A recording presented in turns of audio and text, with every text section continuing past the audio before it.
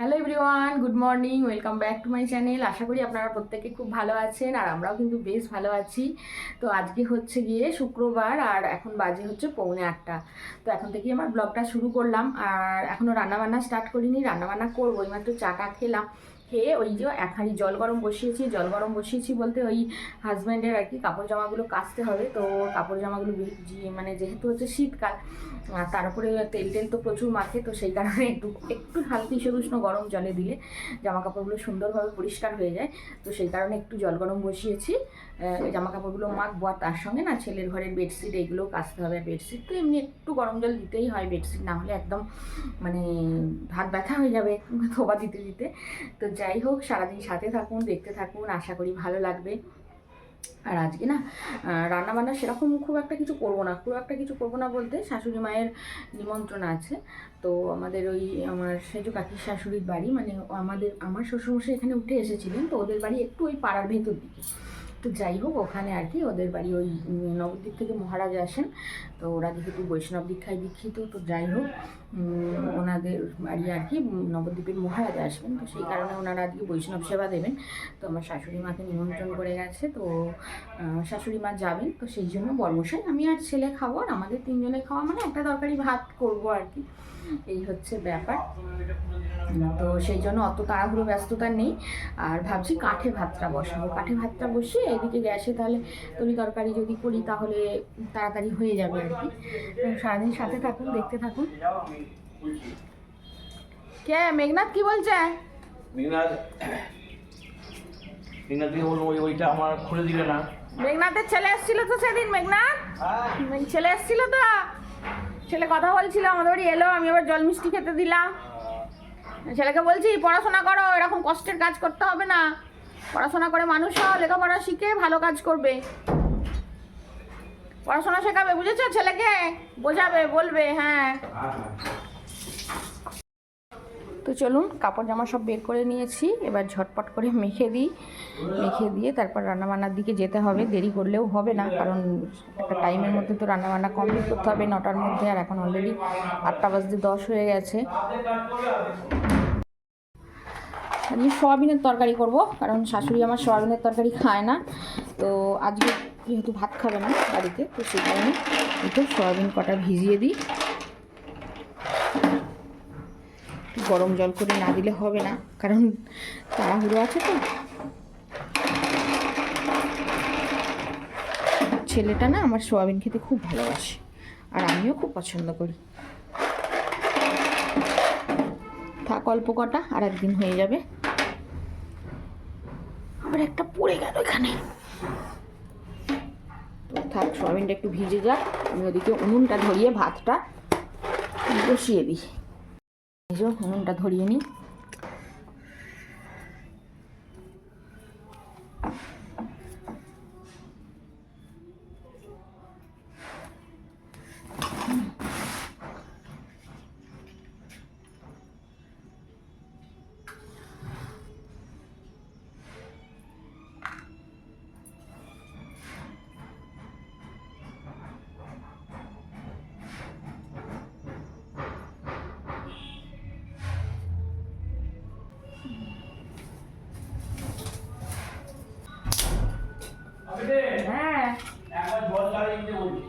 হ্যাঁ, মুকুল ভর্তি আছে না? না অনেকটা ইয়ে হয়ে গেছে।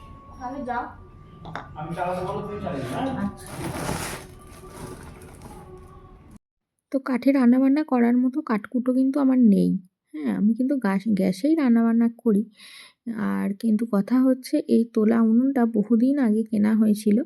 তো রাখাই ছিল, এর ব্যবহার খুব একটা হতো না। তবে এই যে মিস্ত্রিদের যে ঢালাইয়ের কাঠ আর কি, ওই কাঠ কিছু বেড়েছিল।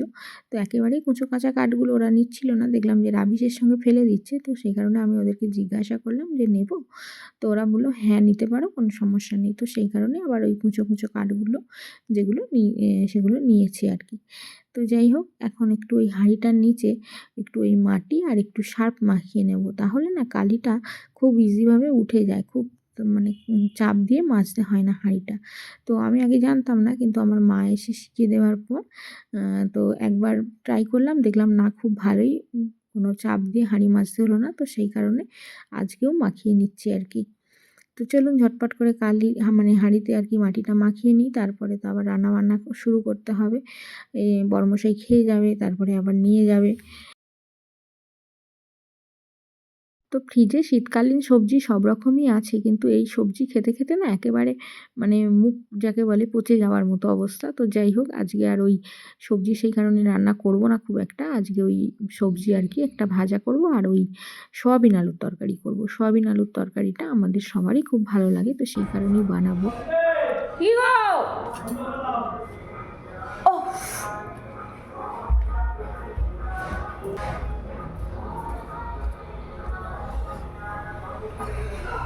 এই তো ওপরে জল দেওয়ার জন্য মানে পাম্প চালানো হয়েছিল আর কি, তো আবার গিয়ে বন্ধ করতে গেলাম। এই রান্না বান্না করতে এই জ্বালা, একটা কাজ একভাবে করা যায় না, এই হচ্ছে ব্যাপার। একটা কাজ করতে গিয়ে হাজারবার উঠতে হয়।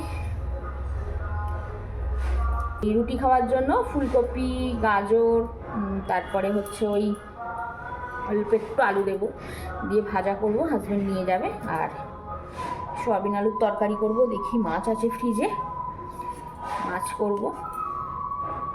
এই রান্নাবান্না করব হালকা পাতলা, বিশেষ কিছু করব না। কপির ডাঁটাগুলো না আলাদা করে কাটছি, কারণ হচ্ছে আলুর সঙ্গে একটু ভাপিয়ে নেবো। আর একটা আলু দেবো তো ওর সঙ্গে ভাপিয়ে নেবো, না হলে সিদ্ধ হবে না ডাঁটাগুলো। তো চলো নানা সবজি কেটে নিই চটপট। তো এদিকে হচ্ছে বিউলির ডাল, এদিকে মাছটা ভাজবো, আর সয়াবিনের তরকারিও হয়ে গেছে, ভাতও এখানে উপর দিয়ে দিয়েছি, ভাতও হয়ে গেছে। চটপট করে হাজব্যান্ডের চানও হয়ে গেছে।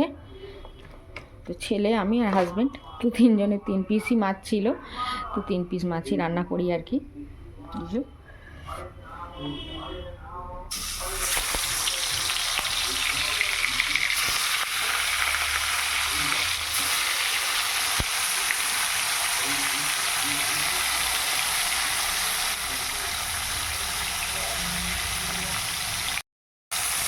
এদিকে তো মাছটা ভাজা হচ্ছে, আর এখানে এই যে কড়াটা একটু গরম করতে দিয়েছি। এই যে এখানে আছে সবজি, তো সবজি ভাজা করব।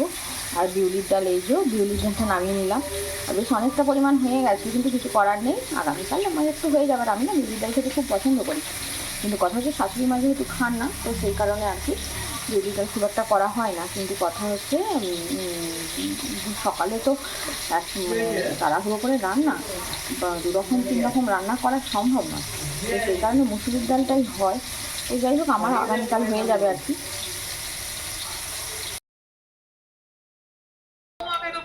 কোনটা দেবো?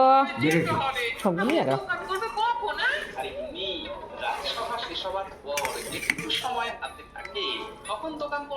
ঠিক আছে।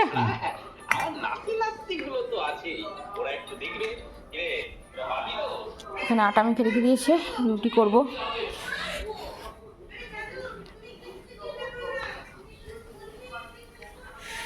আর এখানে এই তো সবজিটা এখনো ভাজা হচ্ছে, তো আগে গুছিয়ে রেখে দিই, তারপর সবজিটা নামাবো আর কি। আর এখন রান্না বান্না, ধোয়া মাজা সমস্ত কাজ মোটামুটি কমপ্লিট করে নিয়েছি। তো ঘর বারান্দাগুলো এসে মোছামুছি করবো, আর কাঁচা ধোয়া করবো, এগুলো বাকি আছে। তো তার আগে ভাবলাম যে না, যত আনাজ সবজির খোসা, তারপরে যত কিছু নোংরা, যা কিছু আবর্জনা জড়ো হয়েছে, তো সব কিছু একেবারে নিয়ে ফেলে দিয়ে আসি আর কি। তো সেই জন্য একেবারে সব কিছু তুলে নিলাম, একেবারে নিয়ে ফেলে দিয়ে আসবো, তারপর এসে বাদবাকি কাজকর্ম করব। তো সজলধারার জলটা না অনেক দিন হলো দেয় না, কিন্তু আজকে আবার দেখছি হঠাৎ করেই জল দিয়েছে। তো ভালোই হয়েছে, আমিও কাঁচা ধোয়া করব। আর এখনও 1 বালতি ভিজিয়েছি, আবার কিছু এখনও জামা কাপড় আছে ছেলের, ওগুলোও ভেজাবো। তো ভালোই হলো, এগুলো কাচতে কাচতে ওগুলো ভিজে যাবে, তাহলে একসঙ্গেই সব কেচে ধুয়ে শুকনো দেবো আর কি। তো এই দেখুন কত জামা কাপড়, আর ছেলেটা আমার বাইরে পড়তে যায়, তো সেই জন্য অনেক জামা কাপড় ওর জড়ো হয়েই যায় আর কি। হ্যালো ফ্রেন্ডস, এখন সময় হচ্ছে 1টা 10, আর এইমাত্র স্নান দান করে উঠলাম। অনেক কাঁচা ধোয়ার ছিল, 2-3 বালতি, তো সেগুলো সব কাঁচা ধোয়া করেছি। আমার বাবু ওপরে রেখে এসেছে আর কি, তো ওকে বললাম বাবা নিয়ে চ তুই, আমি আর পারছি না, কাঁচা ধোয়া করে আলা হয়ে গেছি, তো রেখে এসেছে। আর আমার সোনাটা দেখুন কী কাজ করছে, দেখতে পেয়েছেন? এই দেখুন। আর মানে এই যে এগুলো আর কি, এগুলো তো ওই কারেন্টের যে অ্যাঙ্গেল হয়, ওই অ্যাঙ্গেল, আমাদের বিশাল বড় অ্যাঙ্গেল ছিল, তো অ্যাঙ্গেল থেকে খুলে দেওয়া হয়েছে কারেন্টের লাইনটা দিয়ে, ডাইরেক্ট পোল থেকে মিটারে নিয়ে নেওয়া হয়েছে আর কি। আমাদের বাড়ির সামনে যেহেতু পুল, তো সেই অ্যাঙ্গেলটা পড়েই ছিল।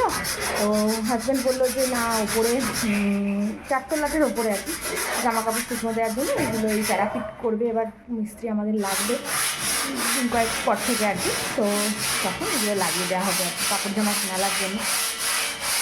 তো যাই হোক, ও বাকি কাজ দিয়ে গেছে, ও সেটা করছে। তো আমি কাপড় জামাগুলো চটপট করে মেলে দিই, অনেক দেরি হয়ে গেছে, আবার শুকাবে না, হয়তো রোদ্দুর চলে যাবে।